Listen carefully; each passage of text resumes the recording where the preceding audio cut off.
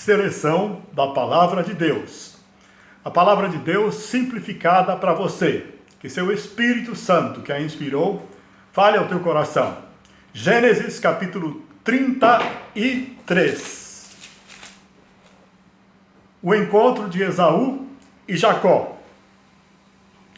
Quando Jacó olhou e viu que Esaú estava se aproximando com 400 homens, dividiu as crianças entre Lia, Raquel e as duas servas. Colocou as servas e os seus filhos à frente, Lia e seus filhos depois, e Raquel com José por último. Ele mesmo passou à frente, e ao aproximar-se do seu irmão, curvou-se até o chão 7 vezes. Mas Esaú correu ao encontro de Jacó e abraçou-se ao seu pescoço e o beijou, e eles choraram. Então Esaú ergueu o olhar e viu as mulheres e as crianças, se perguntou: quem são estes? Jacó respondeu: são os filhos que Deus concedeu ao teu servo. Então as servas e os seus filhos se aproximaram e se curvaram. Depois Lia e os seus filhos vieram e se curvaram. Por último chegaram José e Raquel e também se curvaram. Esaú perguntou: o que você pretende com todos os rebanhos que encontrei pelo caminho? Ser bem recebido por ti, meu senhor, respondeu Jacó. Diz, porém, Esaú: eu já tenho muito, meu irmão, guarde para você o que é seu. Mas Jacó insistiu: não, se te agradaste de mim, aceita este presente da minha parte, porque ver a tua face é como contemplar a face de Deus. Além disso, tu me recebeste tão bem.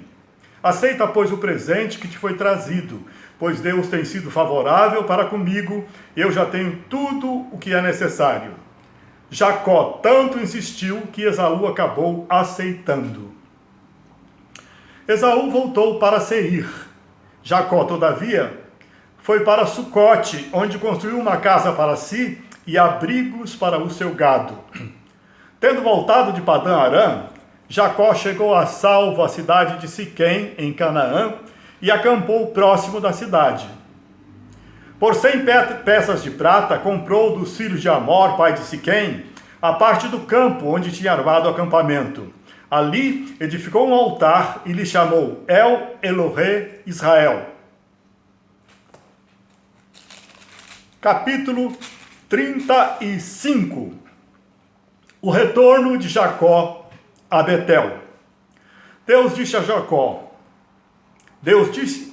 a Jacó: suba a Betel e estabeleça-se lá, e faça um altar ao Deus que lhe apareceu quando você fugia do seu irmão Esaú. Disse, pois, Jacó aos de sua casa e a todos que estavam com ele: livrem-se dos deuses estrangeiros que estão entre vocês, purifiquem-se e troquem de roupa. Venham, vamos subir a Betel, onde farei um altar ao Deus que me ouviu no dia da minha angústia, e que tem estado comigo por onde tenho andado. Então entregaram a Jacó todos os deuses estrangeiros que possuíam, e os brincos que usavam nas orelhas, e Jacó os enterrou ao pé da grande árvore próxima a Siquém. Quando eles partiram, o terror de Deus caiu de tal maneira sobre as cidades ao redor, que ninguém ousou perseguir os filhos de Jacó. Jacó e todos que com ele estavam chegaram à Luz, que é Betel, na terra de Canaã. Nesse lugar construiu um altar e lhe deu o nome de El Betel, porque ali Deus havia se revelado a ele quando fugia do seu irmão. Depois que Jacó retornou de Padã Arã, Deus lhe apareceu de novo e o abençoou, dizendo: seu nome é Jacó, mas você não será mais chamado Jacó, seu nome será Israel. Assim lhe deu o nome de Israel. E Deus ainda lhe disse: eu sou o Deus Todo-Poderoso. Seja prolífero e multiplique-se. De você procederão uma nação e uma comunidade de nações, e reis estarão entre os seus descendentes. A terra que dei a Abraão e Isaque dou a você, e também aos seus futuros descendentes darei esta terra. A seguir, Deus elevou-se do lugar onde estivera falando com Jacó. Jacó levantou uma coluna de pedra no lugar em que Deus lhe falara, e derramou sobre ela uma oferta de bebidas e a ungiu com óleo. Jacó deu o nome de Betel ao lugar onde Deus tinha falado com ele. Depois Jacó foi visitar seu pai Isaque em Manre, perto de Kiriat Arba, que é Hebrom, onde Abraão e Isaque tinham morado. Isaque viveu 180 anos, morreu em idade bem avançada e foi reunido aos seus antepassados. E seus filhos, Esaú e Jacó, o sepultaram. Gênesis capítulo 37. Esta, segundo a minha opinião, é a história mais bonita do Velho Testamento, do Antigo Testamento. É a história de José do Egito, os sonhos de José. José é a figura que lembra Jesus Cristo. No Velho Testamento, José aponta para Jesus Cristo, tal a perfeição do seu caráter. Os sonhos de José, capítulo 37. Jacó habitou na terra de Canaã, onde seu pai tinha vivido como estrangeiro. Esta é a história da família de Jacó. Quando José tinha 17 anos, pastoreava os rebanhos com seus irmãos, ajudava os filhos de Bila e os filhos de Zilpa, mulheres de seu pai, e contava ao pai a má fama deles. Ora, Israel gostava mais de José do que de qualquer outro filho, porque ele havia nascido em sua velhice. Por isso mandou fazer para ele uma túnica longa. Quando seus irmãos viram que o pai gostava mais dele do que de qualquer outro filho, odiaram-no e não conseguiam falar com ele amigavelmente. Certa vez, José teve um sonho e quando contou a seus irmãos, eles passaram a odiá-lo ainda mais. Ouçam o sonho que tive, disse-lhes. Estávamos amarrando os feixes de trigo no campo, quando o meu feixe se levantou e ficou em pé, e os seus feixes se ajuntaram ao redor do meu e se curvaram diante dele. Seus irmãos lhe disseram: então você vai reinar sobre nós? Quer dizer que você vai nos governar? E o odiaram ainda mais por causa do sonho e do que tinha dito. Depois teve outro sonho e o contou a seus irmãos. Tive outro sonho, desta vez o sol, a lua e 11 estrelas se curvavam diante de mim. Quando contou ao pai e aos irmãos, o pai o repreendeu e lhe disse: que sonho foi esse que você teve? Será que eu, sua mãe e seus irmãos viremos a nos curvar até o chão diante de você? Assim seus irmãos tiveram ciúmes dele. O pai, no entanto, refletia naquilo. José, vendido pelos irmãos. Os irmãos de José tinham ido cuidar dos rebanhos do pai perto de Siquém. Israel disse a José: como você sabe, seus irmãos estão apacentando os rebanhos perto de Siquém. Quero que você vá até lá. Sim, senhor, respondeu ele.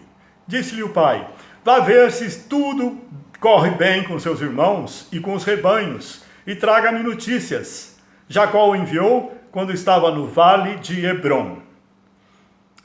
José foi em busca dos seus irmãos e os encontrou perto de Dotã. Mas eles o viram de longe e antes que chegasse, planejaram matá-lo. Lá vem aquele sonhador, disseram uns aos outros. É agora, vamos matá-lo e jogá-lo num destes poços, e diremos que um animal selvagem o devorou. Veremos então o que será dos seus sonhos.